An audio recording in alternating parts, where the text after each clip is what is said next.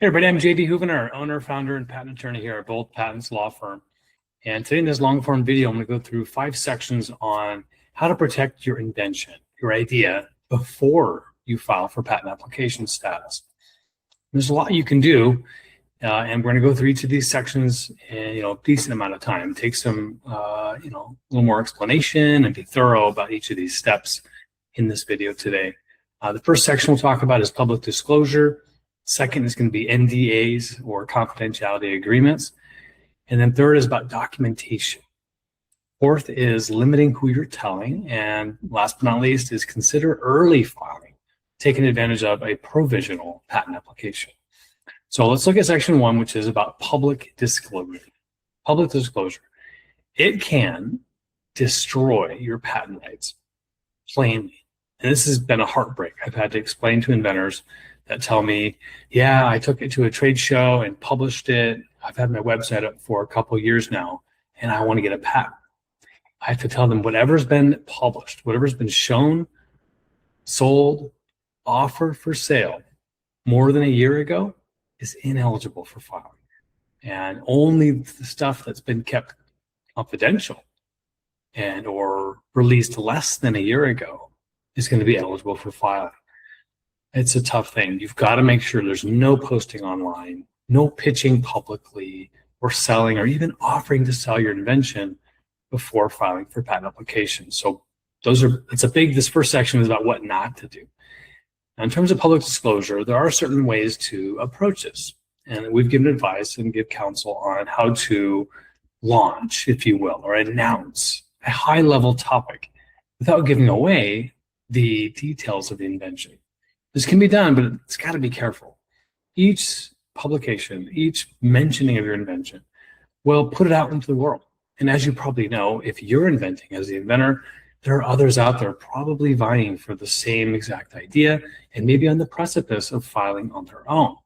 You've got to be careful. And I'll mention this throughout, that if you're not filing, that means you're taking the risk that someone else is going to beat you to the race, which is now the way the US patent system is laid out. It doesn't actually matter who invents it first. It's about who files it first.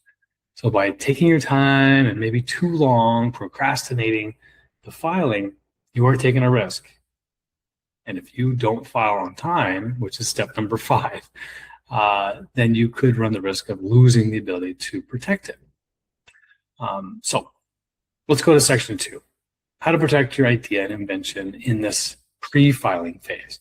You can use contract law and NDAs, non-disclosure agreements, or otherwise known as confidentiality agreements, are between 2 or more parties where they agree to not publicly disclose, see section 1, about the invention, the idea. Maybe they're co-inventors. Maybe you brought in a business partner who wants to invest in your concept, and you want to bring them in, and you want to make sure that they're bound contractually, legally, and you want to make sure that that is enforceable. If you're going to go through the effort of having 2 or more parties sign an agreement to keep things confidential, you want to make sure that it's going to be enforceable if one of the parties breaches, and what the termination, what the rules are around a breach. And if those 2 parties are located across the globe, and you've got 2 or more different jurisdictions at play, it's unlikely that you're going to be able to enforce a contract like that. So if you can, keep things local, within the same country, and even better, within the same state. Now, if you want to get a contract written that'll be authoritative, binding in the court jurisdictions that you're in, talking Superior Court, maybe even federal court, if you got trade secrets involved, then you should get with a business attorney, an attorney, a law firm that helps startups and businesses regularly and can help represent you and draft a binding agreement. Now, there are NDAs floating around online, free ones you can kind of make up on your own using generative AI. Again, I would not trust those with your invention, especially if it's worth and has a lot of value. You want to take good care, and you don't want to take shortcuts. So get a hold of us at Bold Patents. We'll make a referral to a local business attorney to help you draft a solid NDA. Number 3, document everything. Document. This is keeping records. Now, make sure you're not just keeping them on paper. Right? Long are the days when paper and nothing is going to do it. Lock it down electronically. Make sure it's stored in an encrypted, secure drive so that there's no undue or I should say unintentional disclosure.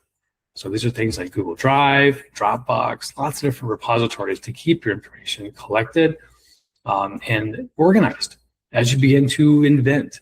Go from idea to collecting enough information, writing enough things down to where now you've got a working, at least digitally, you've got a fleshed out version of your invention. You've got it documented so much that you could actually provide that to a manufacturer and they could build it.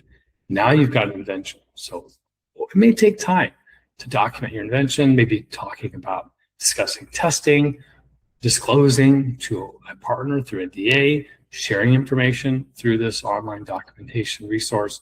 All those sort of things are wonderful and can be very valuable to your patent attorney when you decide to hire them to conduct something like a patent search or begin to draft your application. Having documentation ahead of time is going to help really concrete and solidify your invention, help you define it, and will make the whole process of getting a patent a lot easier. All right, section 4, limiting who you're telling. Now, if you're going to tell friends, family, neighbors, it's almost inevitable. You've got this big idea and it's just bursting, and you've got to tell somebody. And so if you start telling close friends and colleagues, even without an NDA, there's still a premise of confidentiality. And you've got to trust and know every single individual that you're talking with, especially if you're not using an NDA. You're running the risk of it becoming a public disclosure. As soon as you start telling a mass amount of people, or of course goes online, or the video that gets published, now that's a public disclosure. And go back to section 1, if it's been more than a year, you're out of luck from getting a patent. So limit who you're telling.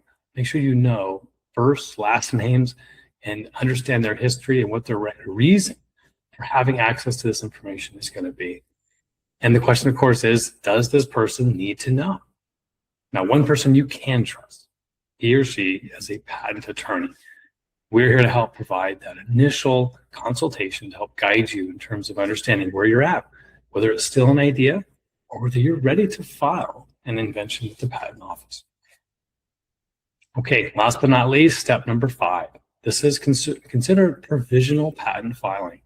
This is an early filing, one that will hold your place in line before you're ready to file the formal non-provisional patent application. Again, a 1-year deadline. You have 1 year from filing a provisional from when the non-provisional must be filed.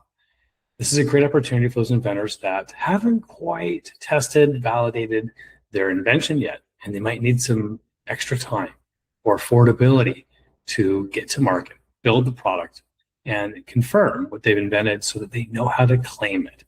Lots of different videos I've talked about patent claims, the art of doing a patent search. All of this is going to happen in that period between a provisional and a non-provisional. Once you've filed, once you've got the patent pending status, now you can share it with the world. Forget step 1. You can disclose and should disclose to the public. You want to get as much feedback as possible from investors, potential business partners, and the best, customers themselves. So if you can actually go to market and make sales, that's the best feedback possible. You're going to get honest, direct feedback from strangers that are paying money for your product. All right, everybody, those are the 5 steps in how you can protect your idea before patent filing. If you have any questions, please book below. Contact us for a free discovery call to see how we can help you. I'm JD Houvener, wishing you a great day. Go big, go bold.